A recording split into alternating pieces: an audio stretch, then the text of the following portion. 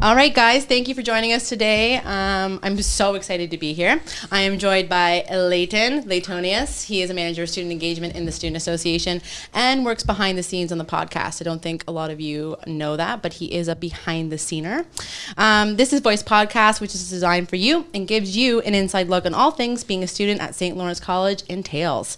If you hear something you like, or you have a topic, idea, a guest suggestion, or anything else that relates to this podcast, please let us know by calling our extension 1677. That is not my extension. That is Leighton's and two other students. So you can call them. Like us, leave us a comment. That's always really, really nice. And follow us on Instagram, YouTube, Spotify, Apple Podcasts, Google Podcasts, and SoundCloud. Today, we're going to be talking about the upcoming federal election, which is being held on October 21st. And Leighton and I are both very interested in politics in general. And we have a very strong, I think both of us, I'm speaking for Leighton, but both of us are very, a strong feeling about voting and how important it is in society, and especially for younger demographics. So today, we are here to discuss that. So let's get into it. I'm going to hand it over. Sounds good. Okay. Let's get political. Okay. So on October 8th, 2019, the Student Association of St. Lawrence College hosted an all-candidates meeting where the 5 local federal candidates came to the school for a question and answer period. It was pretty well attended. I would say there's about 100 people or plus in the crowd, and it really just provided our students an opportunity to hear and listen to some basic questions about fundamental party platforms and give them an idea of where their ideologies would lie within these parties. So the whole goal of the ACM was to kind of give these students more information and get them empowered to vote. So this is just kind of a follow-up to that all candidates meeting. And today we're going to be going over some of the major political party platforms, who we're talking about, what they're talking about, and why it matters to you. Yeah. So let's get into it. So who are the federal candidates and their parties? Well, we have the incumbent sitting Prime Minister, Mr. Justin Trudeau of the Liberal Party of Canada. We have his main competitor, Mr. Andrew Scheer of the Conservative Party of Canada, Mr. Jagmeet Singh of the New Democratic Party, Miss Elizabeth May of the Green Party of Canada, Mr. Yves-François Blanchet of the Bloc Québécois, and Mr. Maxime Bernier of the People's Party of Canada. So all 6 of these major political parties are running and trying to earn your vote on October 21st, and we're just going to break down a little bit about what they're dealing with, what they're talking about, and how it resonates to you. So let's get into it, Beth. Yeah, can I quickly though, those 6 parties, something to note is the People's Party of Canada is a new party. Correct. They've only been around for about a year. Correct, or yes. so. Yeah. So they are a newer party as well. And I think you did mention this, but the Liberal Party is the current federal government right now. So Justin Trudeau is right now sitting in power, and they have been there for 4 years. And so this is a really important election. We have a brand new party in Canada, which is interesting. There's 6 parties. It's a lot of parties I think, to choose from. I don't know, Leighton, if you kind of feel the same. That's a lot of choice. It is, but I think it's a good thing. You look at the political climate to the south with our neighbors. You've got the 2-party dominant political platform, and I think choice is a good thing for people. Yeah. And there's more than 2 options. So just remember that when you head to the polls on the 21st, that you have more than 2 options, guys. Yeah, lots of options. All right, roll into it, Leighton. So the first kind of platform that we're gonna target and kind of combat right now is an issue that's near and dear to all of our hearts, and that's climate change. So what exactly are all 6 of these parties doing, and how are they going to combat it moving forward, and how and why does it matter to you? So I'm going to be talking things like the carbon tax, which the Liberals have implemented. I believe it's a tax based on the amount of carbon that a corporation or a company would emit. I believe you start paying after emitting somewhere around 20 metric tons of CO2 into the atmosphere. A lot of other parties, however, are planning to either scrap that or move on or implement some sort of other climate change combatant issue. So why don't we break down what are the Liberals promising to do, and how are they going to do it? Okay, so I am going to refer to this guide. This is a CBC News guide. It's wonderful resource for anyone. We are going to link that description below for anybody who's interested. It's quite long, but it breaks down every single party's platform on different issues, and that's what we're going to be referring to today. So thanks, Leighton. The Liberals have set a minimum carbon price of $20 per ton for this year. That'll increase $10 per year to $50 per ton by the year 2022. And they imposed a carbon tax on businesses and individuals and provinces with no federally approved carbon plan. So basically, if your province doesn't have its own carbon plan, the Liberal federal government will impose a plan on you. So they've kind of taken that on. And those provinces, so Ottawa is handing back carbon tax rebates to most residents, so you will get rebates on that to residents. The tax has faced unsuccessful court challenges from several provinces, and that's due to if a province doesn't want to put in place their own carbon tax, they don't feel the federal government should have the ability to come in and kind of do that. So that's what the Liberals are looking at. So that does help get us closer to some emission goals. We'll talk about some emission goals as well. Conservatives have called the Liberals' carbon tax ineffective.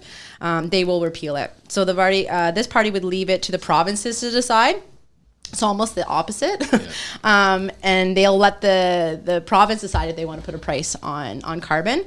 They have promised to reduce carbon emissions by investing in green technology.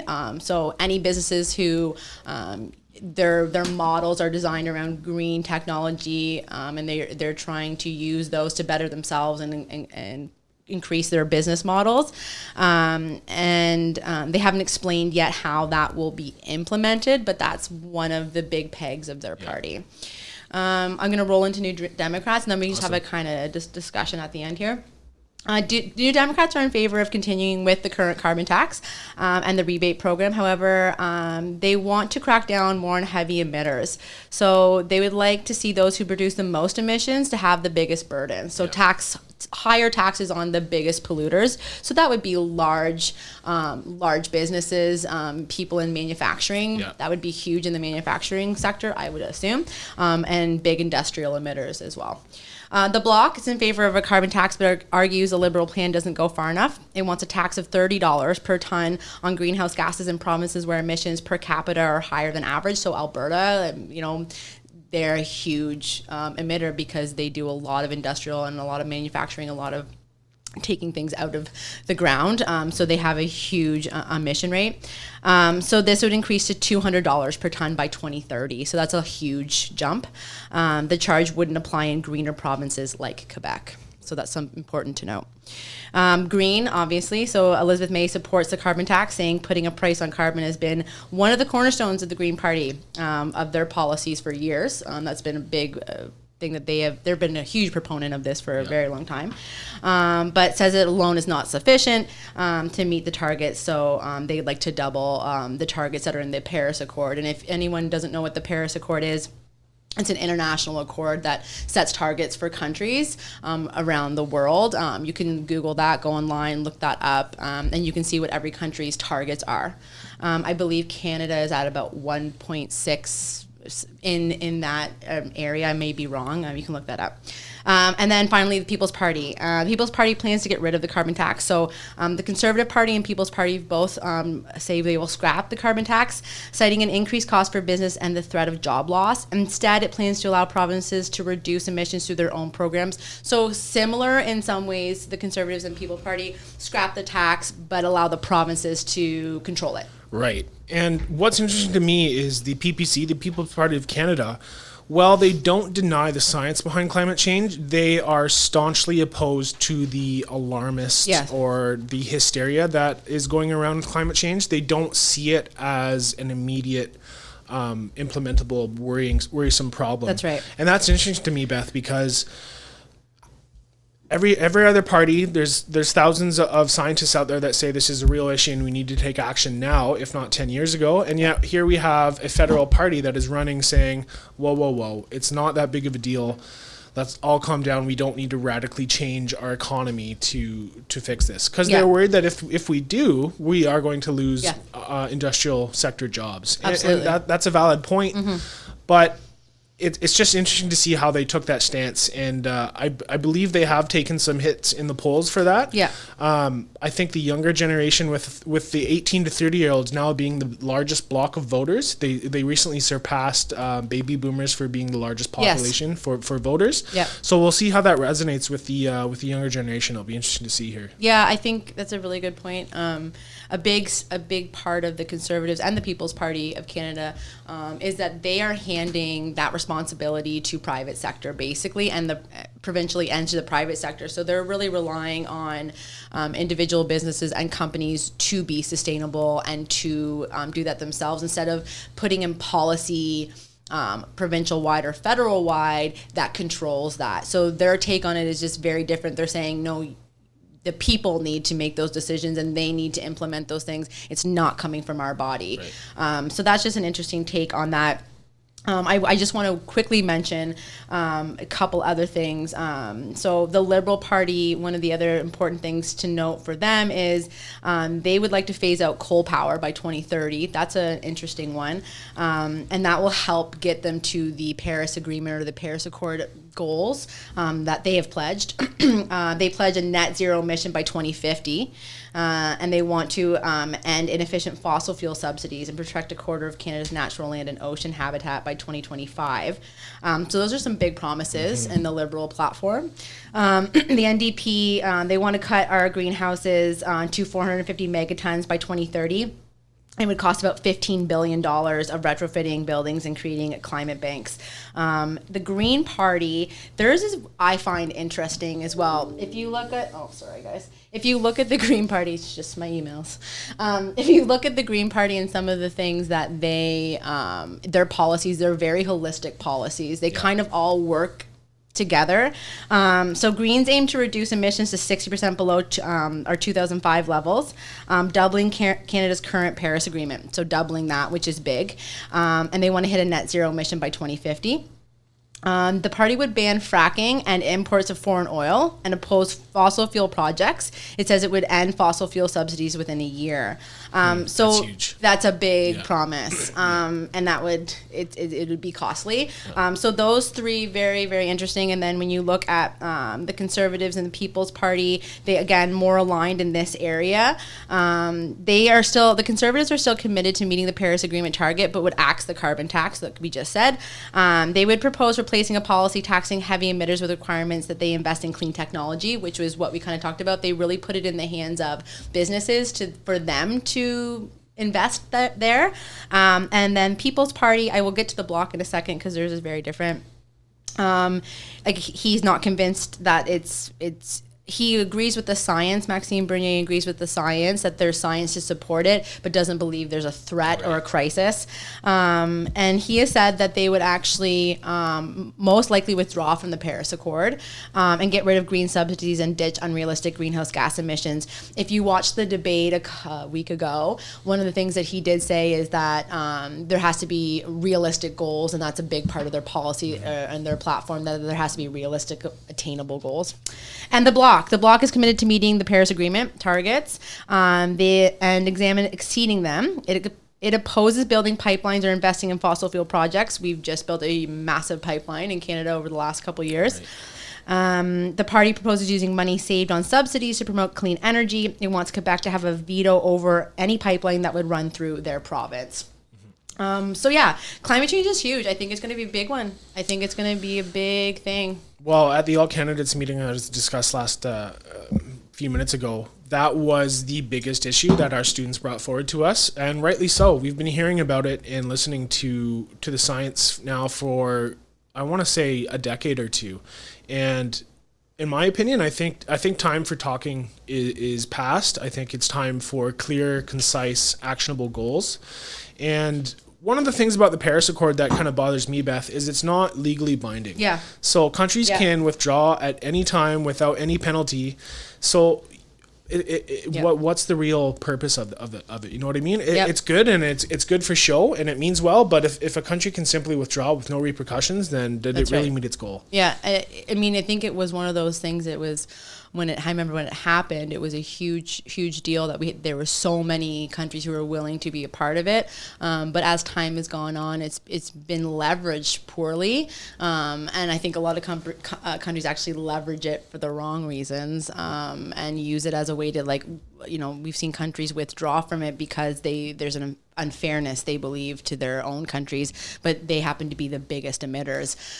So there's a lot of back and forth on the Paris Accord and the Paris Agreement. I think sustainability and climate change are huge, and I think if you are engaged in anything in that, like in your world, if you have an interest or you find that important, these policies are important to review. I believe that over the next 4 years, we have to see drastic change. This is my personal view. And I think whoever is elected has to take that on over the next 4 years. So I believe this vote is big in that area. So absolutely. Yeah, absolutely. All right, let's move on. Can we go to childcare? Sure. Okay. Sounds good. So, what are each of the 5 or 6 major political parties planning to do for benefits, childcare spaces, after school, daycare, all that kind of stuff? Yeah. So, as a mother, things. You can kind of speak on this a bit more than myself. Yeah. So I'm interested. You don't have any kids, Leighton? No. Not yet. Yeah, lots of different things happening in childcare. For me, this is huge for me, and I think for a lot of our students, this is big. We have so many students who come back to school or are here studying who have children, and they require childcare throughout the day because their schedules are vast and varied. Yeah. So I think this is a big one for a lot of Canadians. So one of the biggest things that I was looking for in a lot of the platforms was increased spaces in childcare, more availability. In Kingston, you can wait on wait lists for a very long time to get even a spot. And that would be at a actual daycare, not home providers, but actual facilities. You can wait on wait lists forever. So Liberals, they're looking at increasing the Canada Child Benefit by 15% for families with kids under 1. So the Canada Child Benefit is a monthly benefit that people receive who have children, and that benefit is a monthly payment from the government, and it comes to you by check or right to your bank account. It is based on your annual income, and that benefit can it doesn't need to be used in a specific way, but it is there really to support offsetting childcare or resources for your children or things that they need. And the Liberals, I think, I may be wrong, I think they've said that in the last year alone, they did some changes to that benefit. And they've raised or lifted over 300,000 people out of poverty just with that benefit alone. So it is a benefit that does help a lot of people, obviously. Yeah, kids are expensive, man. Oh, they cost a lot. So they want to raise it 15%. They want to make parental benefits tax-free. And they've pledged up to 250,000 new childcare spaces. So that's a big promise. The NDP, similar. They would commit $1 billion to affordable not-for-profit childcare in 2020, so investing money in the system, and they would increase that amount yearly. They plan to create 500,000 new childcare spaces, another very big promise. Yeah. Conservatives, they've pledged to maintain Liberal initiatives, so basically what we have currently. It would continue with the Canada Child Benefit and increase social transfer payments by at least 3% every year, which helps provinces and territories finance childcare and early learning. And Andrew Scheer made a new promise to make EI benefits for new parents tax-free. The Bloc, they haven't released, as of this publication, had not released a specific policy on this issue. It's not an issue in Quebec. Childcare in Quebec, I think, is under $3 or $4 a day for children. They have a pretty unique system in Quebec. Probably one of the best in Canada. They sure. Truly probably do. Yeah. Childcare is inexpensive there. They've created a really comprehensive system for childcare. So mostly why you probably don't see a huge policy or platform on this. And they have a huge subsidy program happening there already. Right. The Green Party wants a universal childcare program with an emphasis on creating childcare spaces in workplaces. It also plans to create a children's commissioner, an advocacy role to ensure children are considered in government policy. I love that. That's something that I do like. I think an advocacy role for children is so important. So they put an emphasis on childcare in the workplace. They will increase, it's not in here, but I have seen that they will invest heavily into the system. But the NDP and the Liberals are boasting the biggest plans. Yeah. And the People's Party, at the time of this publication, had not released a policy on this issue. Right. So That's where we are on childcare. Personally, I think that we need some help in childcare for somebody who has two children. And sorry, give our listeners a background. How old are your kids? I have a 2.5-year-old, a wild 2.5-year-old, and a 10-year-old. So one is in school full time, one still requires daycare. My littlest one goes to a home daycare with someone that we've known for a very long time. So we're very lucky. But I pay over $800 a month in childcare, like just myself. That's crazy. And that doesn't count driving. There, picking up throughout the day, and there's certain times that you can get your children. My job here in the Student Association it varies. Last night I was here till 7 p.m. I had an event. So it's hard. It can be very challenging, and it's for a student. When I was a student, it was hard because your schedule's even more wonky. It can be kind of crazy. And on this campus, as you know, we have classes running till into the evening. Yeah, I think classes go till 8:30 at night here now. So all over the map. It's an issue for working parents, working moms and dads, and working students. You know, I think it's the same. We all have that struggle. So I think a system that has a little bit more flexibility, accommodates different schedules, and it's accessible. And the cost is high. So I think that for me is a big one. So if you want more information about that, go online, read more about it, and really look at those. But those are the basics of what kind of the parties are looking at right now. Okay, good. All right, moving on. An issue that is near and dear to all of our hearts again is education. Most of you watching will be students of St. Lawrence College or involved some way with SLC. Yourself and I are both graduates of St. Lawrence College, so we have a slight educational background. And I don't know about you, but I got OSAP to go to school. A lot of you and perhaps... Still paying it back. Yeah, exactly, right? So the issue of student loans, grants, and programs is big. Canada is one of very few social democratic countries in the world that does not provide free education for its students. That's right. So, for example, some European countries, it's free for everybody. I know in Germany, you can just simply walk over there and you can enroll in a university college or university or college program, completely funded by the government. So it's interesting how they're able to do that, and it's interesting to see how or if or why that would even be implemented in Canada. Yeah, and that's such an interesting point. Germany is one of those countries. There's many European countries that do that. Germany specifically, funny enough, they put a huge incentive to students to work in the trades.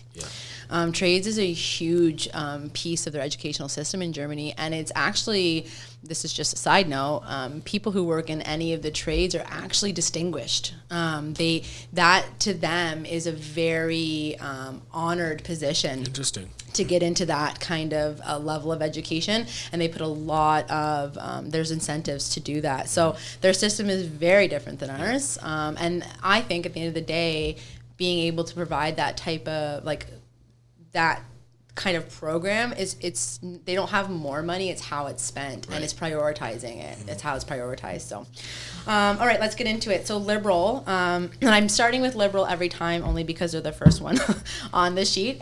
So Liberal proposed making a student loan interest free for 2 years after graduation. I think currently it's the 6 month, but that may have been changed. I don't know with the Ford government. I'm not too sure. I'm not sure. You can maybe look that up. I do think it was changed. I think it's smaller now, even 2 months, 3 months, or maybe even none at all. It might be none at all. Maybe we'll look into that, and if we have information, we will link it below if we can find an article on that.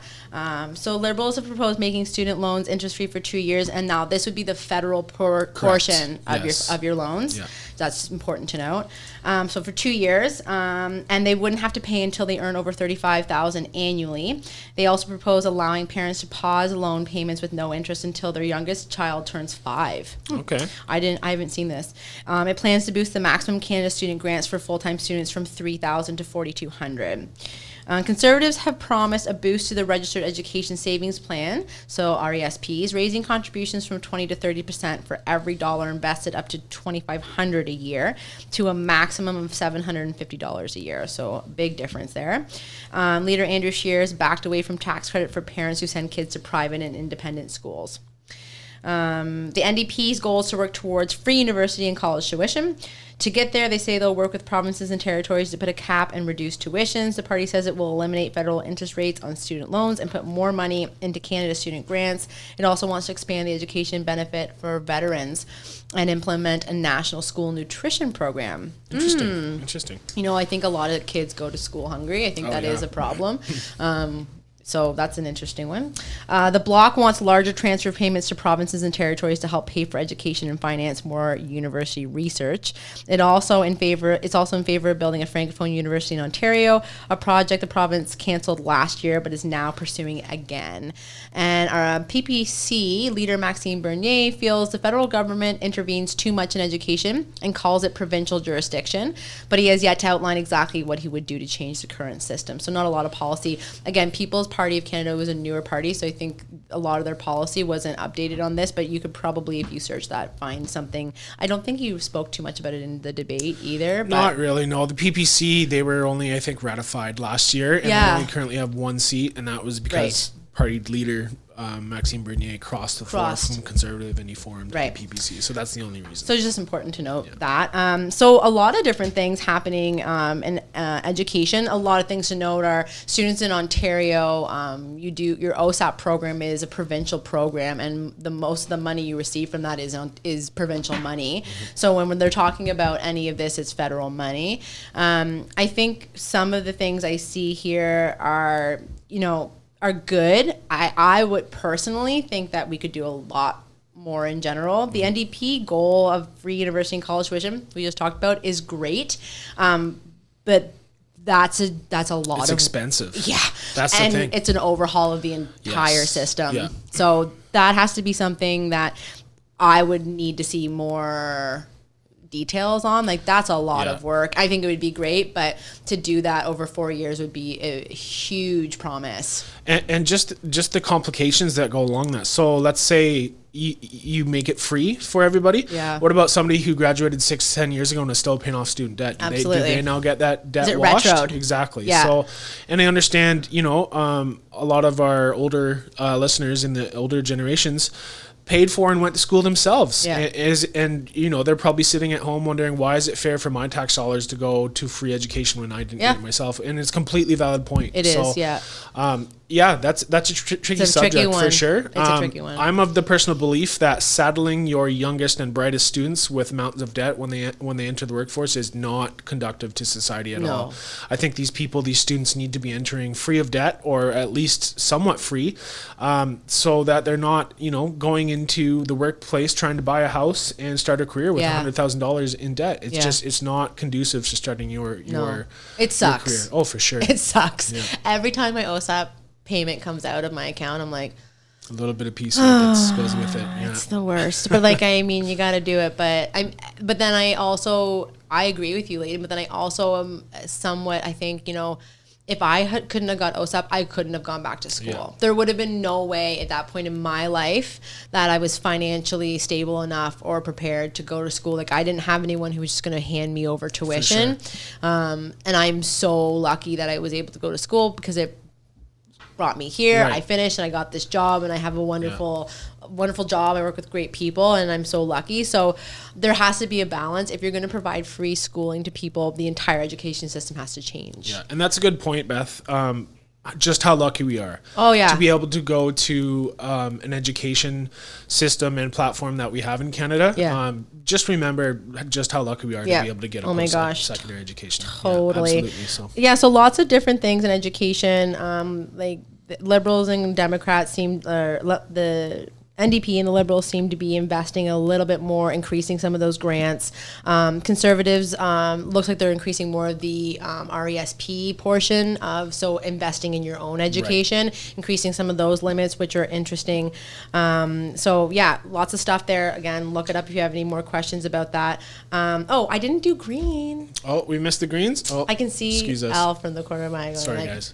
Sorry, Elizabeth May. We'll get you. I'm on it. So green wants to get rid rid of university and college tuition and forgive any existing federal student debt. So there you go. The party wants to make sure all Indigenous students have access to post-secondary education while expanding curriculum on Indigenous education overall. Yes, and I knew this, and that was something that I found interesting. It would boost funding for training new immigrants in English and French and support a national school lunch program. Sounds great. Going to cost a lot. Going to cost a lot of money. But again, if you read this policy, about a lot of the green policy and platform, it's very, it relates to other things. When you read their policy, it relates to other pieces. We're talking about school lunch programs, and we're talking about immigrants, and then we're talking about our Indigenous communities and how there's going to be benefits there. So I find their policy very different in that way. It's a different way that we look at that normally, so a little bit different. So they're looking for a lot of changes as well. Doesn't look like a lot of more investment in or providing higher loans or grants, but in general, like wiping away debt, and then and starting new programs and resources at that level. So all right, I think we went through education. Okay. We can go on to the next one. What are we on? So we're moving on to healthcare. So farmer care, training, medical equipment, resources, all kind of things that fall under that healthcare umbrella. We're lucky enough to live in Canada where our the majority of our healthcare expenses are taxpayer funded, unless it's unfortunately something like a bone marrow transplant or anything that's kind of above and beyond your basics like that. And again, just another issue that is huge and probably costs the same, if not more, as free education. So that's the thing about government, guys. It's expensive to run a country. So just keep that in mind, right? It's got to be. Yeah. It's got to be expensive. So a couple different things in these platforms. They kind of jump around into different areas. I personally think our healthcare system needs a lot of help. I know that they work very hard in our healthcare system, and it is not always the classiest job, and I don't think they get a lot of thanks. And I think the people who work in the front lines in healthcare are some of the best people in the world. Shout out to healthcare workers. Like, honestly, like when you're a parent and you bring your sick kid and they are kind to you and are helpful, like you remember how hard that job must be. And that's a nurse that's been on her feet for 10 straight hours and still able to smile at you at the end of the day. So, I think we need to recognize that a little bit more. Anyway, so we have a couple different things. Liberals promised to take a big next step toward a national pharmacare program. They haven't provided a lot of detail on that, though. They are promising a 3% annual health transfer increase with more funding for mental health, addictions, and home care programs. And they plan to double the child disability benefit. NDP, they want to expand the current model, to include mental health, dental, eye, and hearing coverage. So making basically what OHIP covers us currently, plus a federal program that would just kind of blanket for everyone. They also propose the Pharmacare for All, covering Health Canada approved drugs by late 2020. This would cost an estimated $10 billion annually. And this is cheaper than the plan being put up by the Liberals. So they say they want to loosen restrictions on medical assistance in dying, which is a hot topic. I don't think we'll go there, but that's something that is part of their policy. Right. Greens are promising to boost funding to train doctors and nurses and expand midwifery programs. They want to extend health care coverage to include universal pharmacare and dental.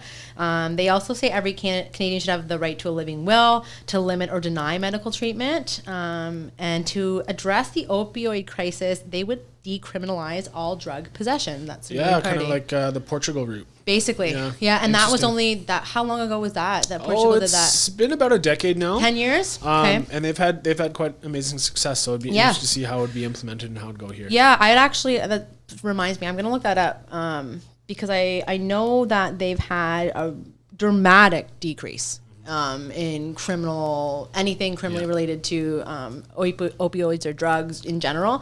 But that's very far from where we are now. So that's interesting. And Portugal, again, they've done a great job of doing that. If you're caught with a certain narcotic that is over what would be considered a personal amount, you don't go to jail, you go to counseling. Okay. So they sit you down and they say, why are you doing this? Are you okay? Right. Can we get you help? And it's a big step in the mental health aspect of it, which I think is huge. Right. So taking that money that you would be using to incarcerate this person for 10 plus years for programs and resources to help them get better. Right. Because as we know, addictions, it's a disease. Yes. So people need help, right? Yeah, I'm going to make a note of that. I'm going to look that up just for my own interest.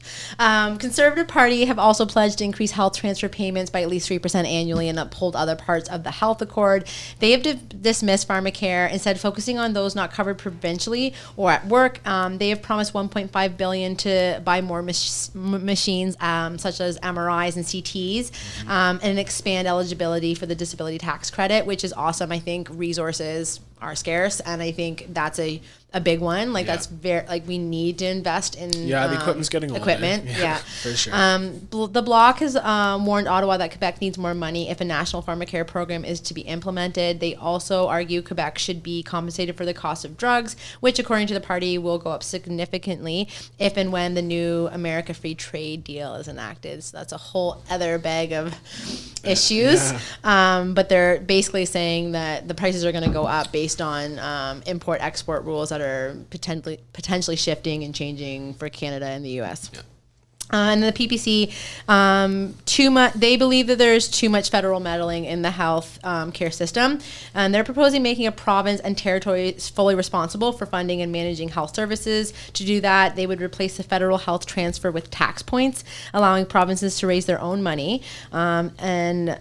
The leader, Maxime Bernier, also wants more options for private health care. So more of a privatization look at health care, which has been talked about for a very long time in Canada. And we haven't seen anything happen quite yet, but that's been a discussion happening. So lots of different things on the healthcare front, but I think we need just more investment. From my personal opinion, it's just more investment in the entire system. Yeah, and what is interesting to me is Canada's aging population. Yeah. The majority of Canada's citizens are, I think, in the 45 plus age range. Yeah. And as they shift into retirement here in the next decade, they will go from a paying job where they're paying income tax to now they're drawing on their pensions. Absolutely. And it's going to be a huge burden. And that's why the younger generation is so important, because they need them to get stable jobs so that they can be able to pay to support these people. Absolutely. Right? And be available to support them. Yeah, right. Exactly. It's all intertwined, right? If you start looking at a lot of these things, they all rely on each other. So anyway, that's a big one. Can we go, Leighton, to Indigenous? Let's do it. Okay. Let's shift our gears here. So Indigenous, why'd you want to jump? I want to do this one because I think it's important, and I want to make sure. I don't want this to be like a super long episode, but I think this is important, and I think it's important to our students on our campus. It's important to me. Absolutely. And I think it's been something that's been talked about a lot in this election, and I think it's important that we have a discussion about it today, and I just want to focus on it. That sounds good. Okay. So Indigenous communities, we have Indigenous communities close to us. We have an Indigenous center in our campus. Yes, it's gorgeous, by the way. And it's beautiful. It's beautiful. Shout out to Jessie down at Indigenous Center. Pengelly. Check it out. It is down on the other side of the new build, so past the athletic desk, just around the corner there. And it's wonderful. They do tons of events. We go down there all the time when they're doing different crafts and hang out and try to be part of it. So there's a huge spotlight on Indigenous communities right now, and there has been throughout this federal election. There's been a lot of discussion about different things that are happening in those communities and things that the entire, all of Canada, basically, we all need to do and focus on. So some of the things the Liberals have talked about is their commitment to reconciliation while brushing off criticism of their policies, which is included in the Trans Mountain Pipeline. It's thing. Yeah. They built this massive pipeline. You can Google that, and there's a lot of information about that pipeline and where it was located. And that was a big issue last year. yeah, where it was actually located. So they promised to fully implement the Indigenous Languages Act and the UN Declaration on the Rights of Indigenous Peoples and give at least 5% of federal contracts to Indigenous-owned businesses. They are seeking judicial review of First Nations child welfare compensation. That came out just recently. I believe that was, I think it was the Human Rights Tribunal who reviewed that.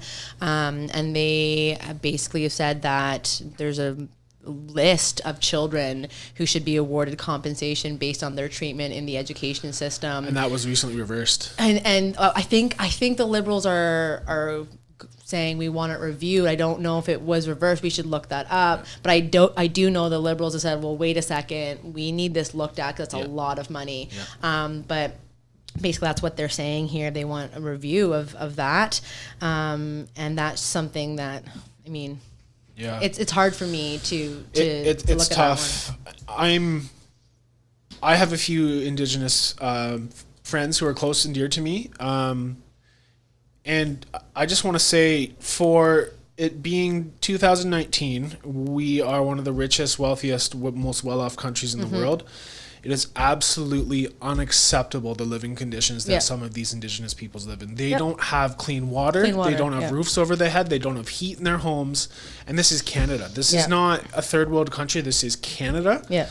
And it's deplorable. Some of the conditions. It's absolutely embarrassing. And I think I'm all for making these living conditions much better for these Indigenous people. Absolutely, They completely deserve it. And I think some of the platforms are looking at that, but I just read the Liberal one. They've said they would pledge and look at policies that they should be governed by, which is important.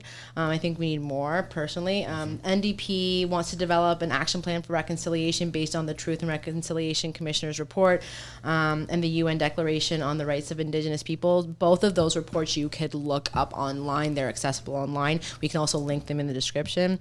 They would also create a National Council for Reconciliation, and they promised to implement all recommendations from the inquiry on drinking water on several different communities and lift all the drinking water advisories by 2021. I think there were close to 80 drinking advisories. I think the Liberals have lifted, I don't know, to be honest. It's just an issue that never seems to go away. I think they have 30 or 50 more to do, and they say they're on track to do that. So the party's relationship with Indigenous communities were rocky under Stephen Harper. The Assembly of First Nations is eager for a change, but little is known about how Andrew Scheer would do that. He said he is eager to work with Indigenous communities which embrace developing energy resources. He also said he'd seek a judicial review of First Nations child welfare compensation. The Bloc hasn't said much. It does call itself an ally of the First Peoples and wants to fully implement the UN Declaration on the Rights of Indigenous Peoples. That was a report put out by the UN. The Green Party thinks the Indian Act is racist and wants it dismantled. They would allow communities to opt out. The party wants to create a body to oversee claims and negotiations, and they've promised more money for First Nations education and will implement all recommendations from the MMIWG inquiry. That's the drinking water inquiry, the Truth and Reconciliation Commission, and the UN Declaration on the Rights of Indigenous Peoples. And the PPC would explore ways to replace the Indian Act with a new legal framework. They suggest Western pipelines would present Indigenous people with a golden opportunity for economic development, and they also want to look at ways to give Indigenous peoples individual property rights on reserve and bring clean drinking water to remote communities, which is great. So drinking water, property rights, living conditions, reconciliation, all seems to be within every platform here. I just think we need a lot of work on it. I would suggest everyone go and look at these and really think about what is the best one for you, but look at some of these reports too to see what third parties have said we kind of need to do and see what platform aligns with what they say we need to kind of do. I just think it's such an important thing to remember that we are living on this land and it needs to be recognized and we need to do more. So anyway, so let's go on to jobs. Let's do jobs and technology, and then we'll just give you guys a little bit of information of like what you need to know, how to vote, where to vote, all those good things. We'll cover two more and we'll call it a day. Yeah, sounds good. Let's do job creation and immigration. Sure. Okay. Let's do it. So, jobs. That's why we're here. We're at school to get a solid foundation in education for our future careers. But is there jobs waiting for you once you get out there? What's going to kind of propel that job market forward? How are jobs being created? What's going on with the minimum wage? And, how are people going to make a living moving forward when it seems it's hard to get a job these days? Can be. Yeah. Yeah, in certain industries too. Absolutely, for sure. I think too, we are sitting at the lowest unemployment rate, I think, right now, but it still seems that job security and job type seem to be a challenge too. The type of job you're getting and how secure it is and the length of it, et cetera, et cetera. Liberals, like other parties, the Liberals want to raise the minimum wage to $15 per hour. That would be mirrored with the NDP as well. They're also looking at a 15. That'd be a federal minimum wage of 15? Yeah, Gotcha. that's basically what they're looking at. Yeah. The party promises, so this is the Liberals, the party promises to create federal rules for those employed by ride sharing and similar apps. It wants to extend employment insurance sick benefits from 15 to 26 weeks and ensure reliable benefits for seasonal workers. That's interesting. Liberals also want to create a Canada training benefit to improve employee training. Also interesting. So seasonal workers are referring to workers that basically their work can only be done in certain times of the year. Yeah. My husband is a carpenter and has done that for a long time. And he was a roofer, and he's basically always done something with his hands. He's Jack of all trades. Yeah, he kind of does everything. So I've known lots of people, and him himself, who has worked in an industry that sometimes he had to go off all winter because there's just no work. So that's one that really doesn't get talked about, I think, as much, and the benefits for those people now are just to go on EI. Yeah. And that EI is a great program, but it's not an easy program. It's not easy accessible, is it? No, it's hard to get on. You have a long wait period. I mean, I think we need to be thankful we have it, but I think there's lots of work that could be done in that. So an interesting one to think about. NDP proposed raising again to the $15 minimum wage. Their platform pledges to create 300,000 new jobs in their first term. The party also wants to ban unpaid internships if they don't count for school credit, and it will require employers spend 1% of their payroll on annual employee training. Interesting. Conservatives. The Conservative Party has rallied against many Liberal policies claiming they threaten jobs. So Andrew Scheer has been a fierce advocate for struggling oil workers. The Conservatives have promised to end foreign oil imports and get pipelines built, including the Trans Mountain, which they claim will create tens of thousands of jobs. It also wants to improve credential recognition to make it easier for immigrants to get jobs if they have equivalent skills. That's an issue. Mm-hmm. I met so many people from different countries who have done amazing jobs in those countries and have this like high level of skill and can't do it. And they're driving taxis here. It's insane. Yeah. And these are the kindest, smartest people. And you're like, how do we not recognize that? Why is there not a system to even start looking at it? So that's something that to think about. The Bloc says it would work to keep head offices for larger corporations in Quebec and would offer a remediation agreement to SNC-Lavalin. It opposes the sale of any Quebec business to a foreign company. The party proposes a tax credit for recent graduates or immigrants who move to rural areas for jobs and wants responsibility of the temporary foreign worker program transferred to Quebec. Greens want to raise minimum wage $15. This is so the Liberals, NDP, and Greens are all looking for that $15 minimum wage. They want to cancel the temporary foreign worker program and implement a guaranteed livable income. The party also proposed a robot tax, which would force companies to pay a tax when they replace an employee with a machine. Guaranteed livable income. I did not know that about their platform. The machine? Yeah, that's interesting. It is, yeah. I've never heard that. Wow, Green. That's such a weird to me. You're flummoxed. Well, it's such an odd. How would you regulate that? Yeah, really. Anyway, I think that's interesting and kind of cool because we've been talking about automation for years and how that's going to take jobs, and I think we've seen a little bit of that. But again, like Canada, we're sitting at a very low unemployment rate right now, like lowest we've been I don't even know what the year was, but it's quite a while. I think it's been since the 60s. This is our lowest unemployment rate. Economy's pretty strong right now. Yeah. Unfortunately, it does look like there's a recession on the horizon. So we'll see what happens in a year every or two. couple of years. But, well, that's the flow of economics, right? That's right. It goes up and down. And that one's just. I find that one very interesting. And so PPC, they don't have a full policy, but basically one of their bigger claims or things that they've talked about is supply management and some of the challenges within supply management, and getting rid of that would create thousands of jobs or open up the market basically. So they've looked at a lot of that. So yeah, some differences across the board. A lot of the minimum wage talk, which has been around for quite a long time, taxing, the machine thing. Interesting. I think one of the biggest interesting ones for me is equivalent skills and credential recognition. That's something that should be looked at. That should have been implemented years ago. Yeah, I think that's very, very cool. So absolutely. again, and creating more jobs within the country obviously is always a goal. So yeah, absolutely. Okay. All right, let's move on to immigration. So let's cover our last topic here before we move on. Okay. Let's talk about immigration, something that we are well familiar with. We have a great body of immigrant and foreign students here at St. Lawrence College. And immigration, it's so important to the further development and the growth of this country because, as I said previously a few minutes ago, the general population of Canada is declining, and we need immigrant families to come here, move here, set up, be successful, and pay taxes to support us. Well, not us, but support society. So it's so important. I know right now Canada lets in, I believe, 300 to 500,000 immigrants annually, and I know some parties are planning to keep that the same, raise it, or I know there's a couple of parties who want to shrink that number.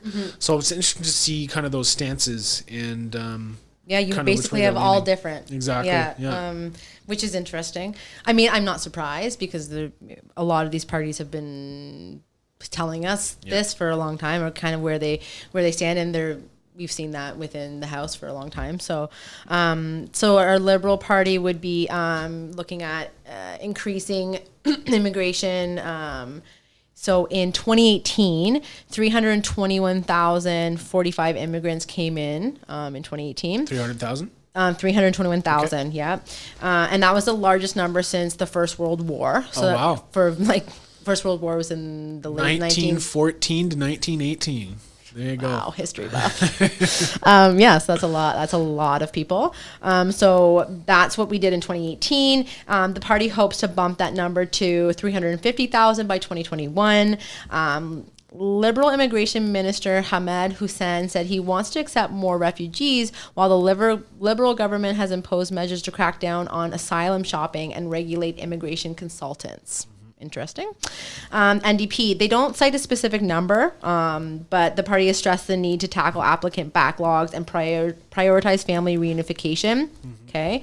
It promises to regulate the immigration consultant industry and get rid of the Safe Third Country Agreement, which prevents migrants who made claims in the U.S. from making claims in Canada. Okay. Conservatives haven't said how many immigrants they would accept each year, but their leader, Andrew Scheer, has stressed the importance of economic immigration and prioritizing those facing true persecution. Conservatives also want to crack down on illegal border crossing. They would instead promote the private sponsorship of refugees and increase refugee screening. The Bloc, the party says the Quebec National Assembly should decide how many immigrants and refugees the province accepts, not the federal government. It wants Quebec exempted from the Multiculturalism Act. Like the NDP, the party wants to scrap the Safe Third Country Agreement and give Quebec veto powers over federal decisions to expel refugees. Green, they want to increase immigration to places that can't fill job vacancies, so more of a specific plan, but don't cite targets for the number they would accept. The party also wants to start a discussion about climate refugees, so people affected by climate in their origin companies that could come here based on the need, based on what's happening in their climate. The party also wants to start a discussion of, the Green wants then to include sorry, I've lost my spot.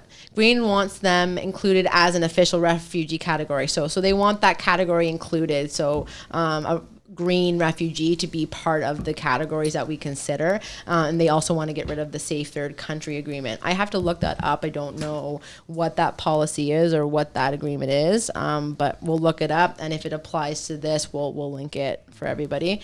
And then the PPC believes the current immigration levels are unsustainable.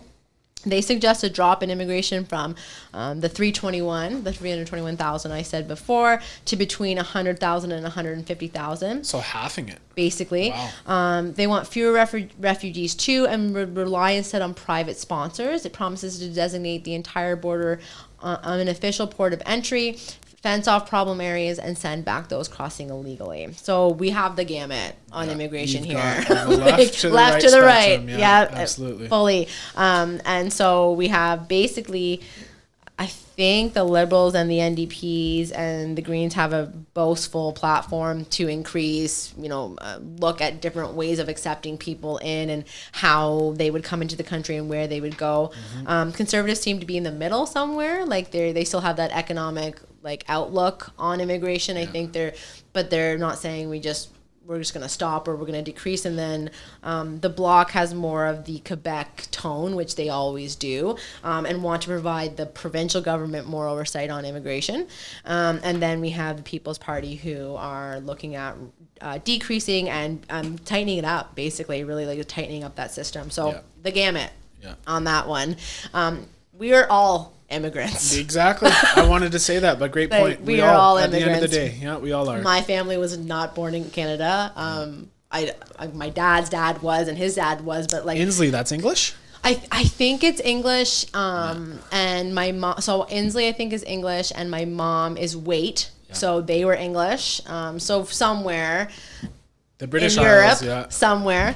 But basically, most of us, unless you're an Indigenous Canadian, you weren't. Exactly. You're an immigrant. Yeah. You were born here, but your family came here at some point. If you trace it back, you figure it out. But anyway, so runs the gamut on immigration. Important to note. Very. Look at that and really know where you stand on that one, because there is drastic differences in platforms. Absolutely. On this one. Right. Okay, so I think we did a good job of covering the basic issues in under an hour there for you guys. Yeah. So now, Beth, how do I vote?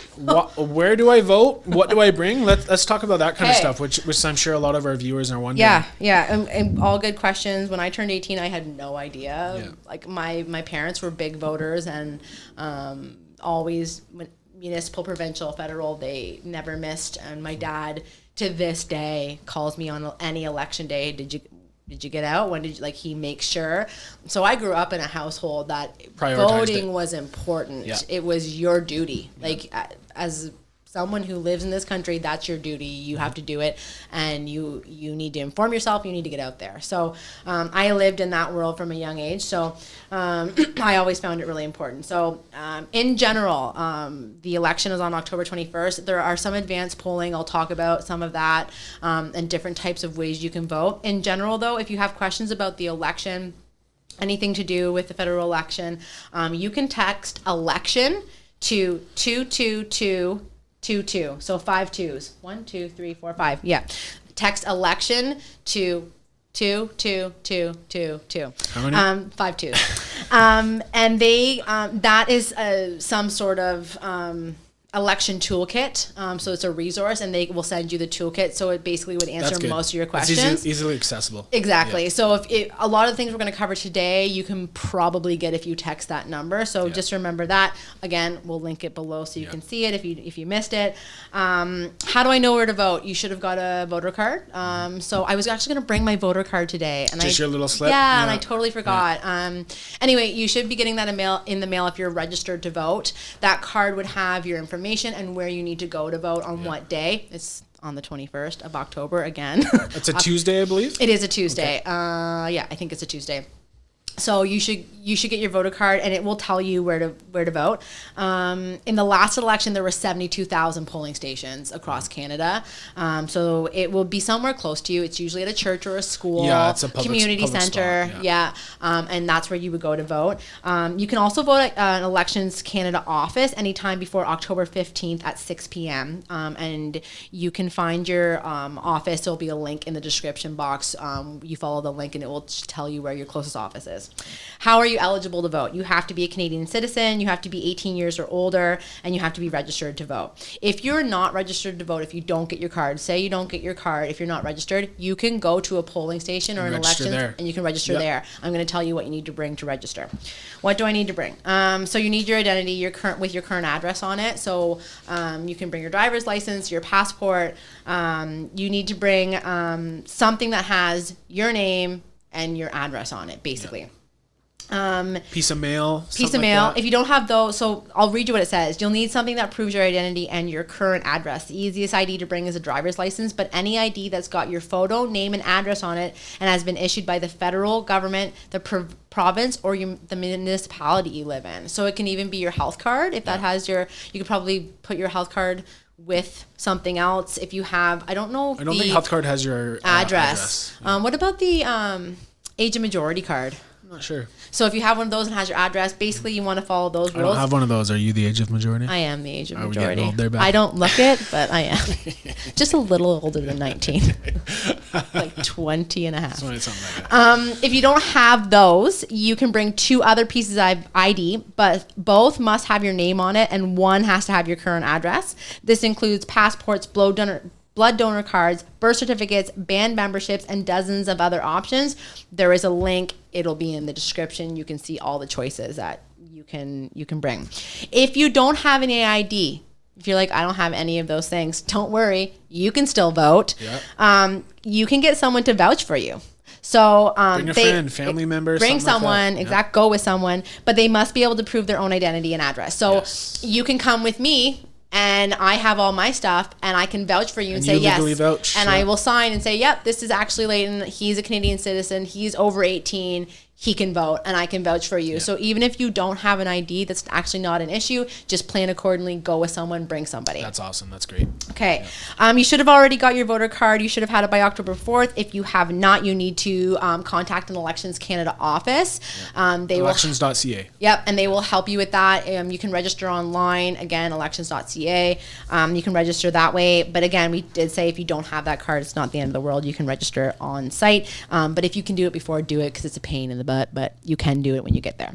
How do I know my riding? There are 338 ridings in Canada. Your riding, you can go online and look it up. Again, there'll be 3 or 4 links in the description box, but they all basically take you to the same spot. You can look your riding right there online. Really St. Lawrence easy. College, we're Kingston and the Islands. I know many of you watching and listening will not be from Kingston, so just make sure you double check your own home riding as you your vote cast will not be for Kingston. That's right. If you're not from here. That's right. There is a little bit of a difference for some students, and I'm going to go over that in a second, but basically mostly it's where your address is, and that's your riding, and you can look it up online. What if I can't make it on election day? So there are 4 days of advance polls, so that's October 11th, 12th, 13th, and 14th. Thanksgiving weekend there? Bring your turkey plate. Bring your turkey. You can also vote at your local Elections Canada office, which I already said, during most of the election period. And you can apply to do advance voting. I think you can do it online. I'm not sure. If you have issues or questions about that, get in touch with an Elections Canada office. But advance polls October 11th, 12th, 13th, and 14th. How do I vote if I'm a student? It depends on which riding you choose to cast a vote. If you consider your student housing, including residence building, your home, and have valid identification confirming that address, you can vote in that riding at a local polling station. Okay, so if you've changed your ID since you've lived here as a student and it says Kingston, you can vote here in this riding if you're a student. If you don't have ID with this address and you want to vote at your previous home, you can do it via mail Or you can head to the local Elections Canada office near your student home and vote there. Elections Canada is also running polls on 115 different campuses across the country from October 5th to the 9th. So this is going to be past that by the time this goes out. We did not do one here at the college. There was one at Queen's. But basically, you can vote in our riding if your ID says this address. You can do that, or you vote at your own in your own riding. The beauty of this is it's very close to Thanksgiving, and there's some advanced polls open, so you should be able, if you're going home, you should be able to do that. Okay. What's the last one I want to talk about? Oh, can I get time off work to vote? Absolutely. Yeah, you can. Yeah. By law, and the employer has to give you 3 consecutive hours while the polls are open. So you have to be able to go and vote. The employer has to kind of do that for you, and just make the request. You do have to make the request, say I need to go, and they should let you go. Don't do it the day of. No, like let them know, hey, yeah. I work tomorrow and I'm going to need to vote because I can't do it before work and I can't do it after for whatever reason. May I please leave and go vote? Am I voting for a prime minister? This one, I remember my first federal election that I voted in. I was young. I don't remember. I'd only been able to vote for a couple years, and I went in and I got my ballot, and I was like, I don't see I don't see the prime minister. I don't see anyone's name that's been in the news. Who is this guy? What's going on? So when you go to vote, you will see the people in your riding who are the representative for different parties. So there's different people for each riding, under the Liberals, the Conservatives, the PPC, the Greens, whomever they've kind of said it is their person. And you're voting for that person because it's based on seats. And we're not going to get into all the details of how Canadian government works, but you're not voting for the people we've talked about here. You're voting for the representative in the district you're in. Okay, so that's important to note. So make sure you know those people's names so you don't get confused like I did. And I was like, what is happening? Am I at the right election? I don't know what's going on. Can I vote? Can I go in and vote for a no? Yeah, you can, but it's counted as a rejected ballot. In the last election, there were 120,000 rejected ballots. People who marked X on no. They either so if you mark more than one, that's a rejected ballot. If you write nothing, it's a rejected ballot. If you've defaced it in any other way than marking how they've told you to mark, it's a rejected ballot. 120,000? 120,000. Wow. That's a lot of people taking time out of their day to go simply reject. So just follow. There's rules. It will tell you how to mark your ballot. It will say put an X here or a check, like whatever. I think it's usually an X in a circle. That's how it normally is in most federal or provincial elections. It will explain to you exactly how you need to fill it out, what you need to do. Your ballot is secret. It is. Like you cannot share that with anybody. You cannot take a selfie with your ballot. It is against the law. Yeah. Do not do that. Yeah. You can take photos outside of the building. As soon as you step into the fire hall or school you're going to vote in, no pictures. They're pretty strict about it. So follow the rules on your ballot. Don't take pictures until you get out of the building or before you go in. And just follow the rules so your ballot isn't rejected. That's important. Right. What are some other rules at polling stations? If you aren't registered, you can do so when you get to your polling station. We talked about that. Ballots are considered secret, really important. So no one should be looking at your ballot, and you shouldn't be sharing it within there. As long as you were in line by the poll's closing time, you'll be able to vote. Important if you're kind of cutting it close. Candidates have representatives at polling stations, so they do keep an eye on how things are going. People in Elections Canada take their job very seriously, so it is like you go in, and it's not like a place where you like.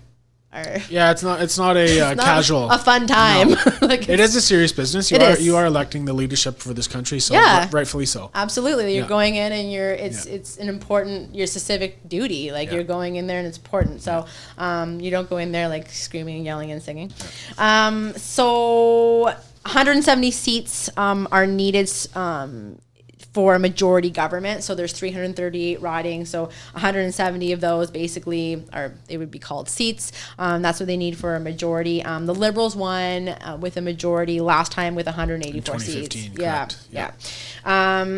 And I was gonna go over what happens if no party wins a majority and how should a minority work. Governments, coalitions. It's a discussion confusing. for another day. It's confusing. But if you are interested, again, this is a great resource. This is also put out by CBC. It is like a little toolkit. Has a lot of information in it. So if you want to learn more about how that actually works, go look it up. It'll be below. Please look at it, inform yourself. But that's it. Like, I know it's a lot of information, but so fun. I love to talk about it. For sure. I enjoy it. And we hope you guys, in about an hour got the information that you need to be informed in this election and to make the right choice that matters for you. And I'm just going to reiterate, and Beth will back me up on this. Doesn't matter who you vote for. Just vote.